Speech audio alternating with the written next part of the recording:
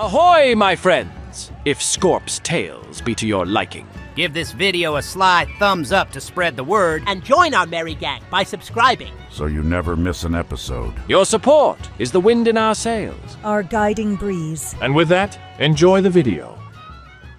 In the heart of Kharanos, Scorp jolted awake, remnants of his great battles with the giant Yeti clinging to his mind.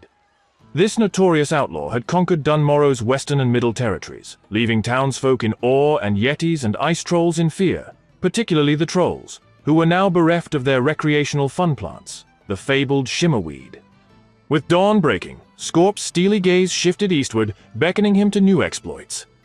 His boots crunched on frosty ground as he ventured into the unknown. At Amberstill Ranch, a dire situation was revealed. The prized ram herd faced nocturnal doom from Vagash, another colossal Yeti. Unfazed in Vagash's icy lair, he danced with the beast, dodging swipes and landing precise shots, handling it even more easily than the other Yeti to the west. The deadly skirmish showcased Scorp's unmatched skill, and Vagash fell. Despite saving the ranch from nightly terror, ungrateful and stubborn, the ranch owner, Mr. Amberstill, refused to sell him a ram, questioning if he had truly earned the right. Scorp made a point that had he not come to their aid, they would have lost a ram by the next morning anyway. Unfortunately, Mr. Amberstill, being a beta dwarf loser, subservient to the whims of the Ironforge Senate, declined. Leaving Amberstill Ranch behind, Scorp couldn't shake off the frustration of the unearned distrust lingering in the frosty air. Despite all he had done for the dwarven people of Dunmorrow, his reputation among the stubby folk remained disappointingly low. Undeterred, Scorp journeyed eastward, the crunch of snow beneath his boots marking his path. Stumbling upon a frozen lake, he set up camp, where he fished for sustenance due to his meager funds. The crackling flames of his modest campfire warmed his bones as he patiently waited for a successful catch. With a haul of fresh fish, Scorp reached a quarry camp, bustling with dwarven activity. Hungry, he expertly prepared the catch, savoring it in the company of fellow travelers. Soon, he caught wind of a new task, an urgent request to eradicate trogs infesting the quarry's heart. I wish I could go down there and wring every one of their scrawny little necks. I want to kill them all! Taking on the mission, Scorp descended into the depths, the clash of steel against hardened flesh echoing as he dispatched trog after trog. Emerging victorious, Scorp received payment and a temporary respite at the camp. His supplies replenished and hunger satiated, he prepared to resume his eastward journey. The snowy expanse gave way to the southern outpost, marking the threshold of new and uncharted territory, enticing Scorp with fresh challenges beyond Dunmorrow's snowy, frigid lands. Completing the delivery of Mr. Barleybrew's Shimmerweed Stout, he faced the brewer's hearty dwarf brother, a mountaineer with an infectious grin.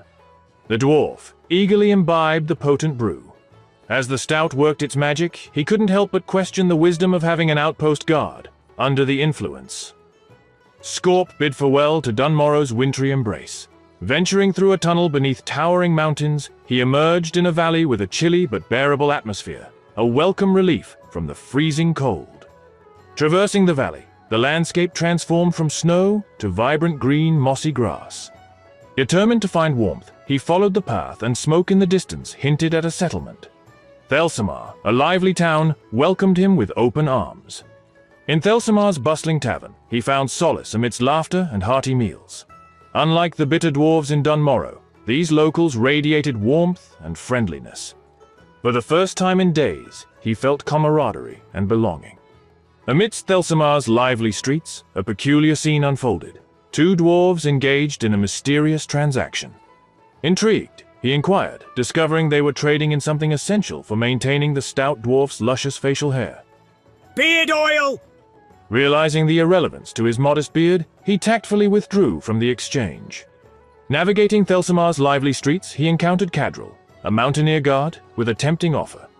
Apparently, easy work awaited him north along the road, promising well-paying courier tasks at a guard tower. Swift earnings for minimal effort appealed to Scorp's pragmatic nature, leading him to accept Cadril's proposition. Refreshed and eager for easy coin, he set forth along the northern road.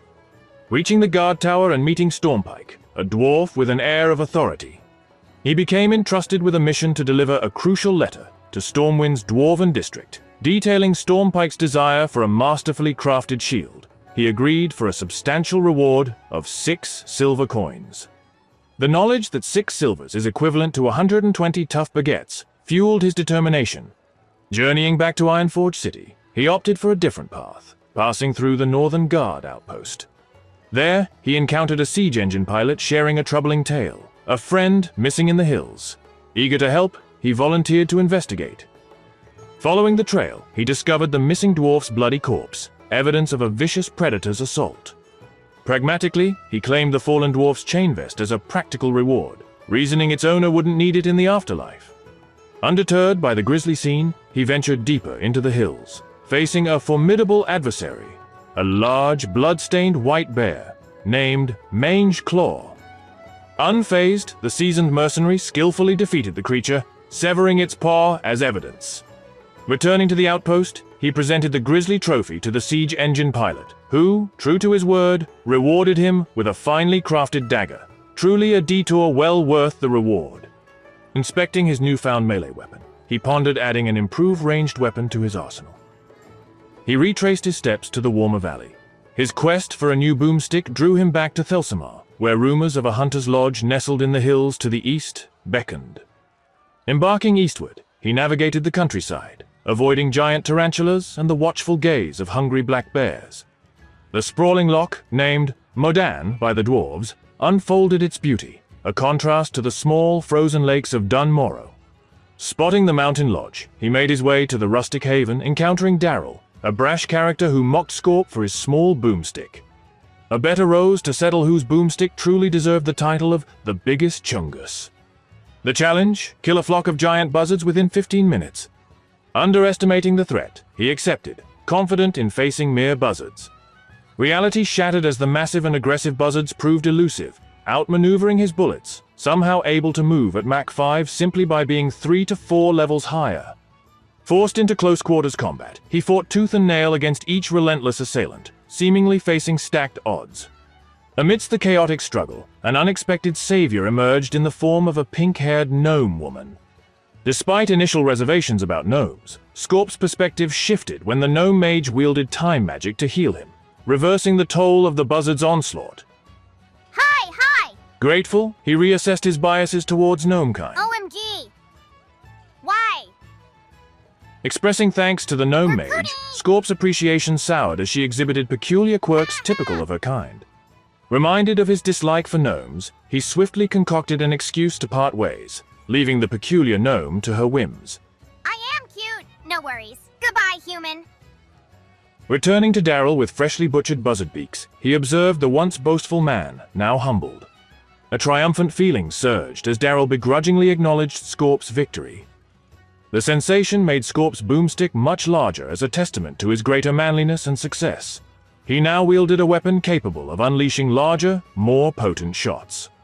Anyway, he resumed his journey to Ironforge City, determined to deliver the important letter to the dwarven blacksmith.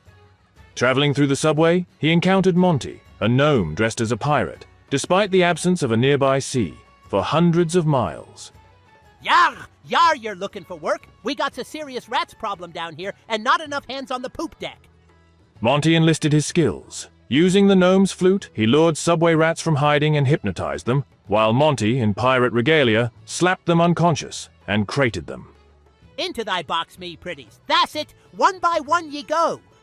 Arriving at his destination, he met Nipsey, Monty's brother, who revealed an unconventional purpose for the hypnotized rats: rat kebabs.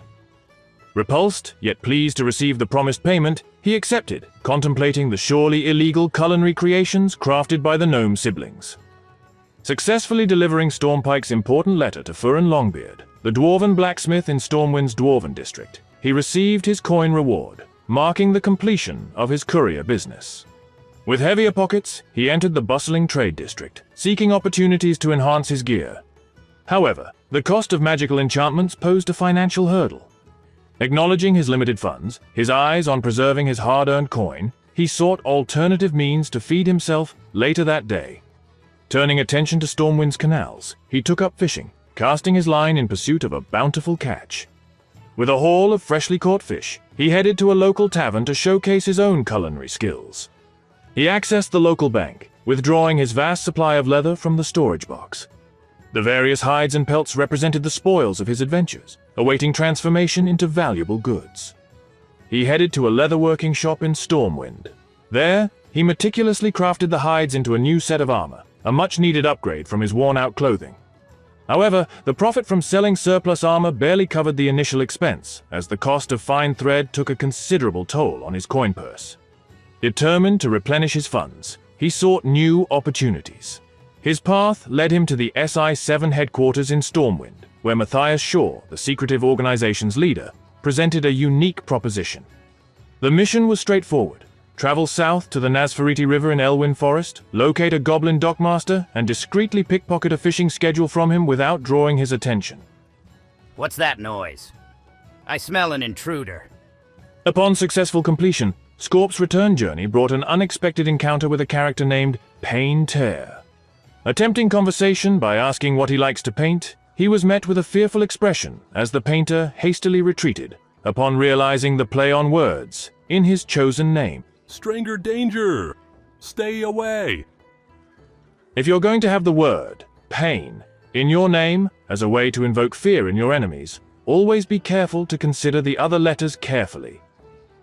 At the East Vale logging camp, as a token of appreciation for his service, he was gifted a red shirt.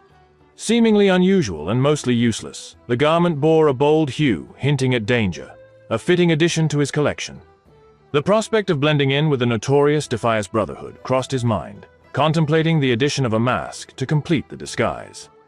With the red shirt adorning him, he pondered the possibilities as he ventured forth into the unknown, ever watchful for the next twist in his unfolding tale. Westfall awaited,